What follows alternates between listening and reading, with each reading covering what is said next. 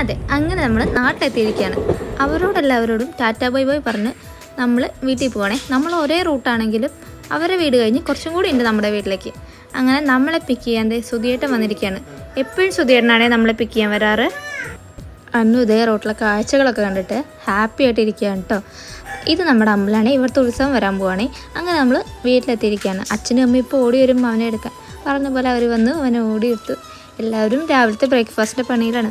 അങ്ങനെ നമ്മൾ റൂമിലെത്തി. റൂം കാണുമ്പോഴേ നല്ല ആശ്വാസം, ചാടിക്കിടന്ന് ഉറങ്ങാൻ തോന്നും. അങ്ങനെ കുറച്ച് നേരം നമ്മൾ അവിടെ കയറുന്നു. നമ്മൾ വന്നത് പറഞ്ഞാൽ ബോണിക്കുട്ടൻ വന്നിട്ടുണ്ട്. ബോണി നമ്മുടെ ഒരു പെറ്റാണ് കേട്ടോ. അന്നൂനും ബോണിയും തമ്മിൽ ഒരു പ്രത്യേക ബോണ്ടുണ്ട്. ബോണി നമ്മൾ വന്നാൽ ഓടി വരും. തൊട്ടടുത്ത വീട്ടിലെ പട്ടിയാണ് കേട്ടോ. അങ്ങനെ ബോണിനിട്ട് കുറച്ച് നേരം വർത്താനമൊക്കെ പറഞ്ഞു. ഇനി ഞങ്ങളുടെ നാട്ടിലെ വിശേഷങ്ങളാവേ.